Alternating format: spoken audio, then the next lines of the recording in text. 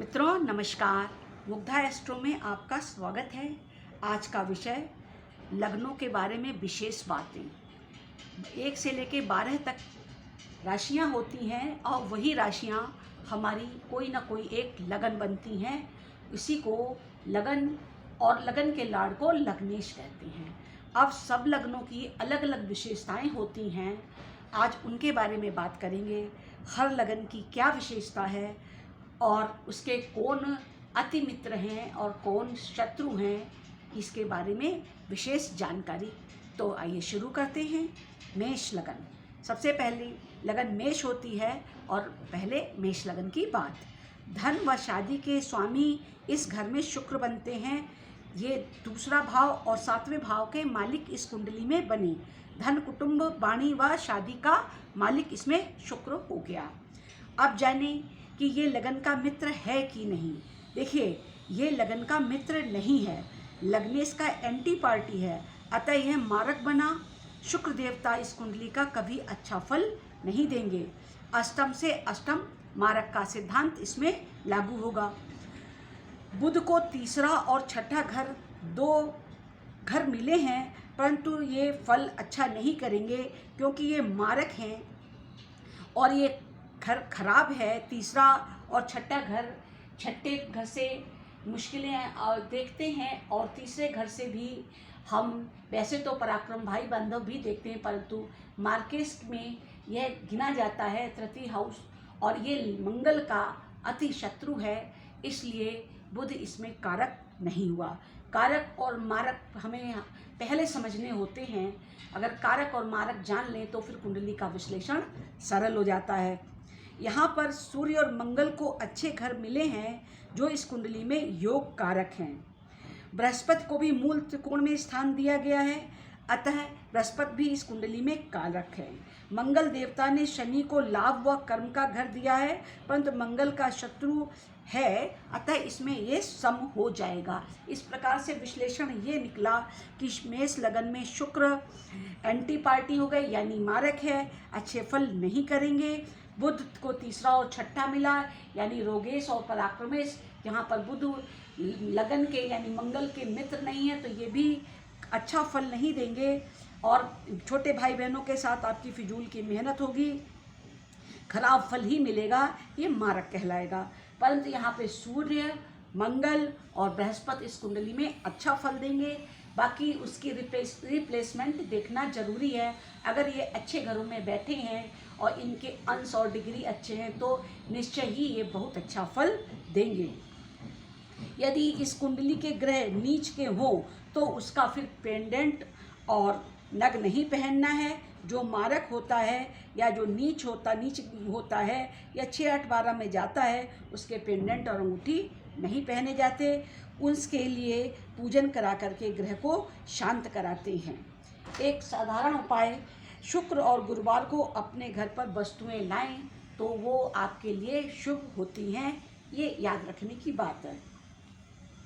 और लंबे समय तक चलती हैं, यानी जब हम बृहस्पति और शुक्रवार को शॉपिंग करते हैं, वस्तुएं लाते हैं, तो वो हमारे लिए शुभ होती हैं। अब दूसरी लगन, वृष लगन की बात।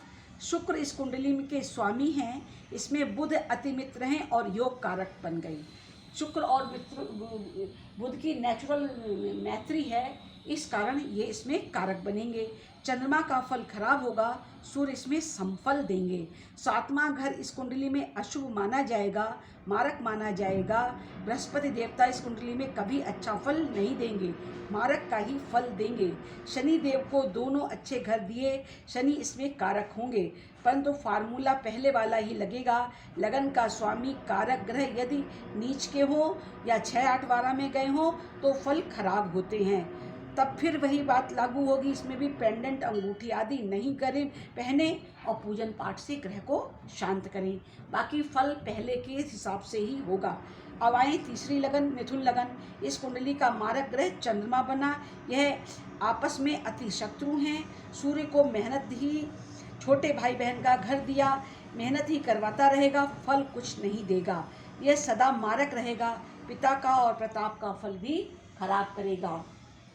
मंगल को रोग व बड़े भाई बहन का डिपार्टमेंट तो मंगल भी यहाँ मारक बनेगा। बृहस्पति को केंद्राधिपति दोष इस कुंडली में लगता है, अतः 3, 6, 8, 12 में यदि बृहस्पति जाएंगे तो अच्छा फल नहीं करेंगे, परंतु इसके अलावा अन्य घरों में होंगे तो फल नॉर्मल होगा। दोनों राशियां यदि केंद्र में आ जाएं तो केंद्राधिपति दोष लगता है। वक्री ग्रहों के फल प्लेसमेंट के आधार पर होंगे, जैसे कि पूर्व में कहा गया। बाकी ग्रहों के फल प्लेसमेंट के आधार पर होंगे। यहाँ अभी बकरी की बात नहीं है। बुध योग कारक हैं, यदि दशम भाव में जाएं तो नीच का होगा, तब यह मारक यानी कि फल खराब करेगा। 3, 6, 8 वारा में बैठने पर भी फल ज़्यादा अच्छे नहीं होते, और चंद्रमा कहीं भी बैठ जाएं इस कुंडली में फल खराब ही करेंगे। सूर्य मेहनत तो करवाएंगे पर फल अच्छा नहीं देंगे। कर्क लगन, सूर्य इस कुंडली में मारक हैं। चंद्र शीतल, सूर्य गर्म, बुध को बुरे विभाग दिए गए और वह अति मारक हैं, यानी कि खराब फल देंगे। चंद्रमा व शुक्र एंटी हैं, अतः शत्रु बने, अति शत्रु नहीं हैं। मंगल को अच्छे घर मिले हैं, अतः यह अति योग कारक हैं। बृहस्पति भी इसमें योग कारक हैं।